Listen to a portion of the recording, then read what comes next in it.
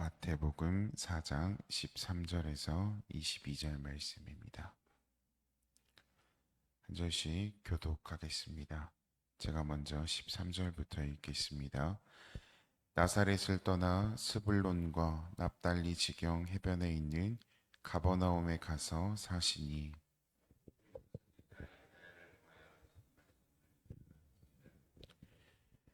스불론 땅과 납달리 땅과 요단강 저편 해변 길과 이방의 갈릴리여,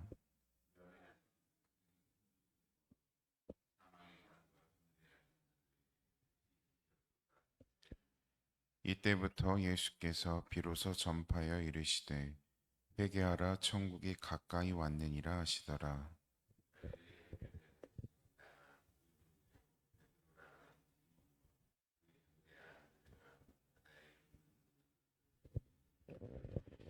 말씀하시되 나를 따라오라, 내가 너희를 사람을 낚는 어부가 되게 하리라 하시니, 거기서 더 가시다가 다른 두 형제 곧 세베대의 아들 야고보와 그의 형제 요한이 그의 아버지 세베대와 함께 배에서 그물 깁는 것을 보시고 부르시니, 그들이 곧 배와 아버지를 버려두고 예수를 따르니라. 아멘. 오늘 우리가 함께 나누는 본문의 말씀은요, 예수님께서 처음에 네 명의 제자를 부르고 있는 사건을 소개하고 있습니다. 즉 주께서는 하나님 나라 일꾼으로 훈련시켜서 자신의 마지막 지상 사역 이후를 대비하기 위해 갈릴리 해변에서 처음 네 명의 제자 베드로, 안드레 형제 및 야고보와 요한의 형제를 부르셨습니다. 성경을 보면요, 예수님께서 갈릴리 해변을 거니시다가 우연한 산책 중에 그들을 만나 즉흥적으로 부른 것이 아니라 이후에 교회의 주춧돌이 될 제자들을 고심 끝에 예수님께서 충분한 판단 후에 선택하셨음을 우리가 기억해야 됩니다. 예수님께서 이들을 보신이라고 했었을 때 그 보신이라는 단어의 원형, 헬라 원형은요, 주목하다, 관찰하다는 뜻뿐만 아니라 깨닫고 인식하다라는 뜻까지 가지고 있습니다. 즉, 그냥 보시는 것이 아니라 그들이 행하는 모습을 보고 그들이 무엇을 지금 하고 있고 무엇을 어떻게 하고 있는지까지를 정확히 보시고 판단하셨더라는 뜻이라는 것입니다. 이는 예수님께서 전능하신 통찰력으로 그들의 기질과 성품까지 면밀하게 파악하시고 그들을 제자로 부르셨음을 의미한다는 것입니다. 이처럼 주님께서는 우리 교회 위에 직분자들을 세우실 때도 함부로 세우시지 않는다라는 것입니다. 그저 투표로, 그저 어떤 숫자로 되는 것이 아니라 주와 함께 걸으면서 더욱더 사역하기를 원하는 그들을 주께서는 세우신다라는 것이죠. 그리고 그 직분을 받은 자가 바로 오늘을 살아가는 내가 되어야 될 줄로 믿습니다. 그렇다면 오늘 본문 말씀을 통하여서 주께서 말씀하시고자 하는 메시지들을 함께 살펴보도록 하겠습니다. 첫 번째입니다. 하나님께서는 지금 나에게 주어진 일에 충성하는 자를 더 크게 사용하십니다. 예수님께서는 그 해변에서 휴식을 취하거나 여가를 즐기거나 개인적인 삶의 윤택함을 위해 모여있는 이들을 부르신 것이 아니라 열심히 그 삶의 현장에서, 어부의 현장에서 열심히 노동하고 일하고 있는 그들에게 관심을 쏟으셨다라는 것입니다. 그리고 그들을 즉흥적으로 그냥 부르신 것이 아니라 그들이 현장에서 그물을 던지고 있는, 즉 생업의 삶을 열심히 이어가고 있는 모습을 자세히 관찰하신 후에 제자로 부르셨다라는 것이죠. 이런 모습은 야고보와 요한 그 형제를 부를 때도 마찬가지였습니다. 이는 자기 현재 본분에 충실한 자들을 예수님께서는 일꾼으로 삼으신다라는 것입니다. 세상에 많은 힘든 일들이 있습니다. 그 가운데 우리가 전도에 나가고 복음을 증거하는 일 역시 굉장히 어렵고 힘들고 육체적으로도 또 심적으로도 힘든 일입니다. 시대가 변함에 따라 그 전도하고 복음 전하는 일에 따르는 스트레스 역시 굉장히 많이 있습니다. 우리가 전도단을 하다 보면은 예수님께서는 아파트에 들어가시기도 힘들다. 이런 말을 종종 하고는 합니다. 그만큼 시대의 변화에 따라서 하기 힘든 일이 어느샌가 되어버렸다라는 것입니다. 눈물을 흘리며 정말 그 수고스러운 희생이 따르는 일이 바로 복음을 증거하는 일입니다. 그래서 사도 바울은 이를 두고 갈라디아서 4장 19절에 이렇게 말했습니다. 나의 자녀들아 너희 속에 그리스도의 형상을 이루기까지 다시 너희를 위하여 해산하는 수고를 하나니. 이처럼 어려운 복음 증거를 위해 하나님께서는 결코 게으르거나 무책임한 사람을 쓰시지 않는다라는 것이죠. 언제나 현재 주어진 맡은 일에 책임을 다하고 최선을 다하여 주의 사명에 헌신하는 사람을 불러 쓰시고 사용하신다라는 것입니다. 성령이 증거하는 명백한 사실입니다. 모세를 하나님께서 부를 때도 그가 목자로서 양을 몰고 있을 때였고요. 엘리사를 부를 때도 그가 밭을 갈고 있었을 때였고, 심지어 세리 마태를 부르실 때도 그가 세관 사무실에서 일하고 있을 때였습니다. 오늘 우리의 모습을 다시 한번 살펴보시길 바라겠습니다.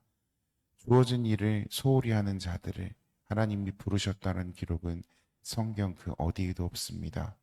하나님께서는 천국의 일꾼을 부르실 때 신분이나 학식 같은 세상적이거나 세속적인 기분은 안 보실지는 몰라도 최소한 그 사람의 충성과 믿음과 열심과 성실성만큼은 반드시 본다라는 사실을 기억하시길 바라겠습니다. 두 번째입니다. 우리의 인생을 만들어가는 자는 내가 아니라 바로 주님이십니다. 19절 말씀을 보면은 나를 따라오라 내가 너희로 사람을 낚는 어부가 되게 하리라고 말씀하셨습니다. 이는 일하고 있는 제자들을 향한 주님의 부르심이자 명령입니다. 너 내 제자가 돼볼래?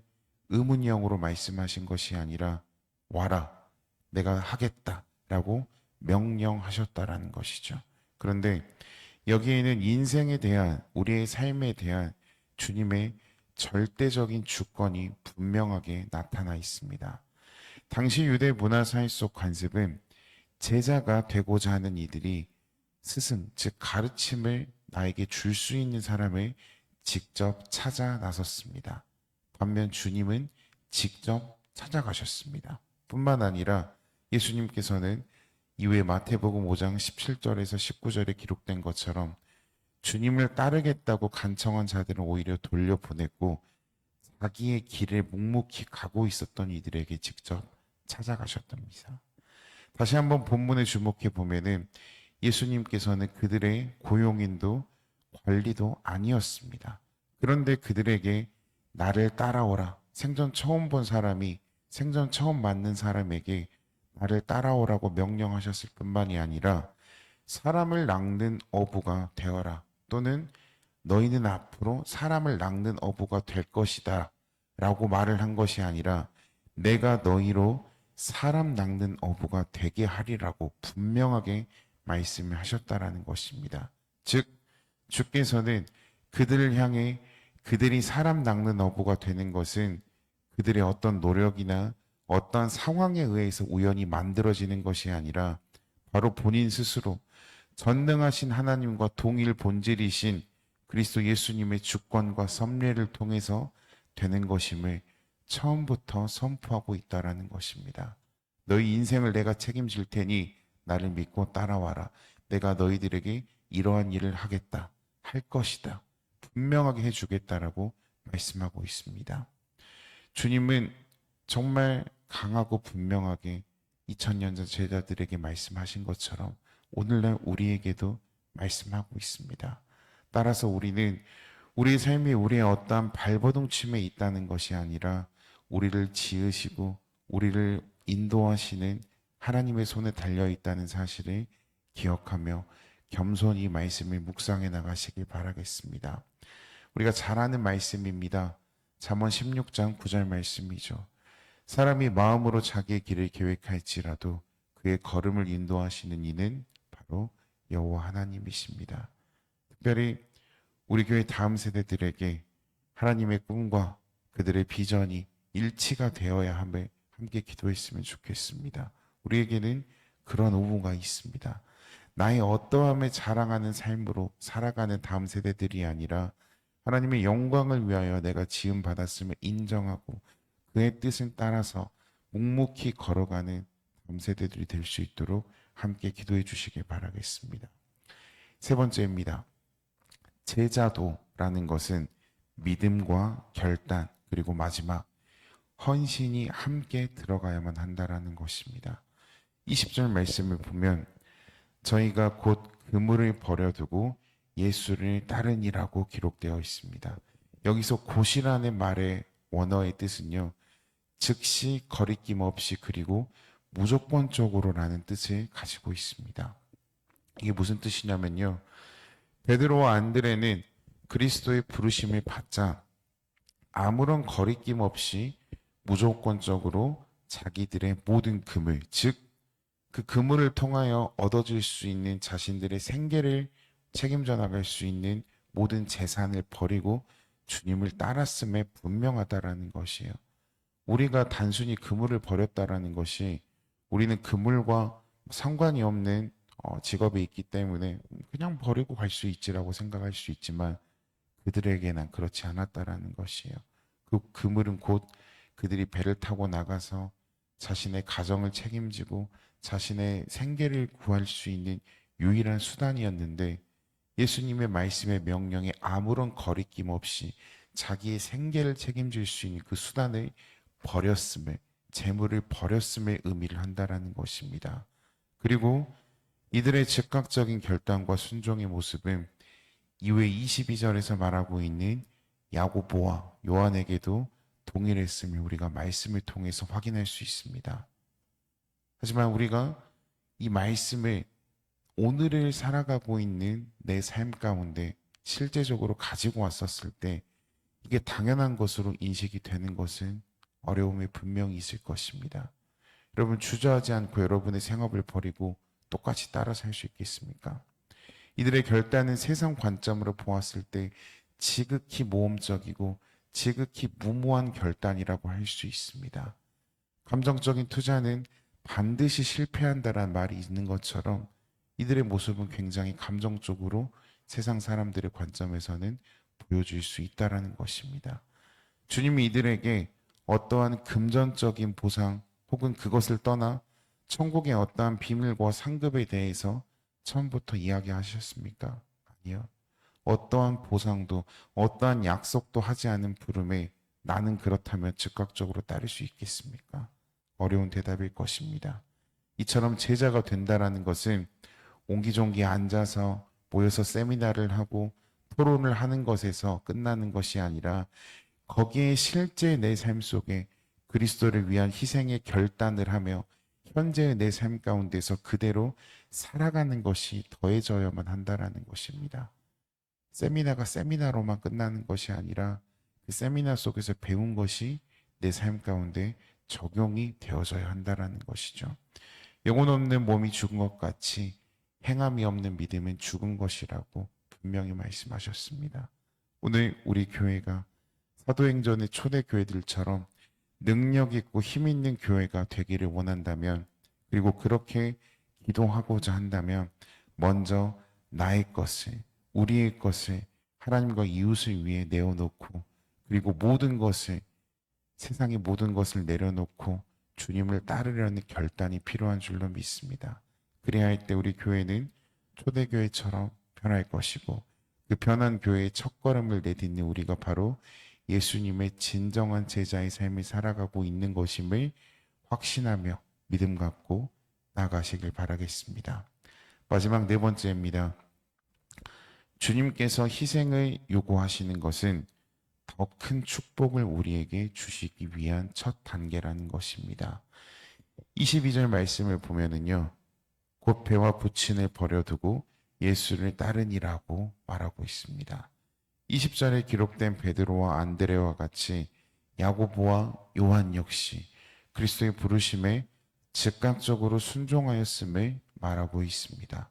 그런데 본절은 약간의 차이가 있음을 발견할 수 있습니다. 나머지 둘은 그물과 배는 물론 그들의 부침까지 버려두고 따랐다라는 것이 추가가 되어 있죠. 조그만 차이지만 굉장히 중요한 사실입니다. 21절 말씀을 보면 주님께서는 야고보와 요한이 그들의 아버지인 세베대와 함께 배 안에서 무엇을 하고 있는 것을 보셨죠? 그물을 수선하고 있는 것을 보시고 부르셨다고 성경은 말합니다. 즉 주께서는 야고보와 요한이 부친과 함께 있었기에 그들만은 부르심에 제외시킨 것이 아니라 오히려 의도적으로 야고보와 요한을 부르심으로써 한 가족을 떼어놓고 있는 것을 보여주셨다라는 것입니다. 세베대는 팩트로 사랑하는 두 아들과 지금 어떤 상황에 놓였죠? 생이별을 하는 상황에 놓여 있습니다. 더군다나 같이 작업을 하고 있는 것으로 유추해 보건대 그들은 아버지의 뒤를 이어 유업을 이을 자들이었을 수도 있습니다. 그렇다면 어떻게 되죠? 안정된 생활도 깨지고 부자 관계마저도 지금 해체된다라는 것입니다. 모순이라고 우리는 생각해 볼 수 있습니다. 가족 제도를 만드신 분이 누구시죠? 바로 창조주 하나님이십니다. 그런데 주께서는 지금 그 제도를 어떻게 보면은 깨고 있고 흐트러 놓고 있지 않는가라고 생각을 할 수 있습니다. 오스트리아의 유명한 경제학자였던 슌페터라는 사람은 경제가 발전하려면 반드시 혁신이 있어야 하는데 그 혁신을 정의하기를 창조적 파괴라고 말하였습니다. 즉 새로운 도약을 위해서는 어떠한 단계를 위하여서 우리가 더 나아가기 위해서는 기존의 낡은 틀을 먼저 깨는 작업이 선행되어야만 한다는 뜻입니다. 마태복음 9장 17절에 비슷한 맥락에서 이렇게 기록되어 있습니다. 새 포도주를 낡은 가죽 부대에 넣지 아니하니 그렇게 하면 부대가 터져 포도주도 쏟아지고 부대도 버리게 됨이라. 새 포도주는 새 부대에 넣어야 둘이 다 보존된다는 것입니다. 즉 주께서는 말라기에서부터 마태복음까지 400년이라는 침묵의 시간을 뚫고 이 땅에 오셨습니다. 왜요? 인간의 죄로 인하여 망가진 옛 질서를 파괴하고 새로운 질서, 즉 하나님의 나라를 회복하며 다시금 건설, 리빌딩하기 위해서 오셨더라는 것이죠. 하나님을 중심으로 한 성령과 진리의 새로운 공동체를 만들기 위해 잠시 낡은 질서의 중심인 혈과 육의 공동체를 깨고 있음을 보여주고 있습니다. 여기서 우리는 절대 오해해서는 안 됩니다. 사단의 역사는 단지 빼앗고 파괴하기 위해 유혹할 뿐이지만 주님께서는 새로운 생명을 더 풍성히 주시기 위하여서 그 가족을 깨므로써 하늘의 가족이라는 공동체를 만드는 제자들을 세우기 위하여서 낡은 것들을 포기하고 새로운 것을 창조하기 위하여서 그러한 같은 일을 하셨다라는 것입니다. 요한복음 10장 10절 말씀입니다. 도둑이 오는 것은 도둑질하고 죽이고 멸망시키려는 것뿐이요 내가 온 것은 양으로 생명을 얻게 하고 더 풍성히 얻게 하려는 것이니라. 아멘. 주님은 제자들로 하여금 그물과 배를 버리게 하셨으나 더 큰 방주인 무엇을 세우게 하셨죠? 교회를 세우게 하셨습니다. 잠시 가족을 떠나 살게 하였지만 셀 수 없이 더 많은 하늘 가족을 선물로 주셨습니다. 그러므로 우리도 이러한 진리를 깊이 묵상하며 주님의 부르심에 온전히 순종하고 결단하여 하늘의 새로운 것으로 더 큰 축복을 받는 제자들이 되기를 소망합니다. 결론입니다. 주님의 명령과 부르심에 순종하여서 즉각적으로 결단하고 따랐을 때 새하늘과 새 땅에서 주님과 함께 영원토록 살아갈 수 있는 그 놀라운 은혜와 축복을 풍성히 받을 수 있는 그리스도의 신실한 제자들이 되기를 주님의 이름으로 축복합니다. 기도하고 마치겠습니다. 사랑과 내가 충만하신 하나님 아버지 참으로 감사합니다. 오늘 말씀을 통하여서 우리에게 말씀하시는 것을 깊이 묵상하고 오늘 현재의 내 삶 가운데 실천해 나갈 수 있는 행함이 있는 믿음을 허락하여 주시옵소서. 그래서 한 해를 마무리하고 또 새로운 한 해를 준비함에 있어서 마음 먹고 결단하고 그리고 그것을 우리들 삶 가운데서 헌신해 나가는 주의 종들이 일어날 수 있도록 주님 힘과 능력과 지혜를 더하여 주시옵소서. 감사드리며 이 모든 말씀 우리 렁만 죄악 가운데서 구원하신 살아계신 우리 주 예수 그리스도 이름으로 기도합니다. 아멘.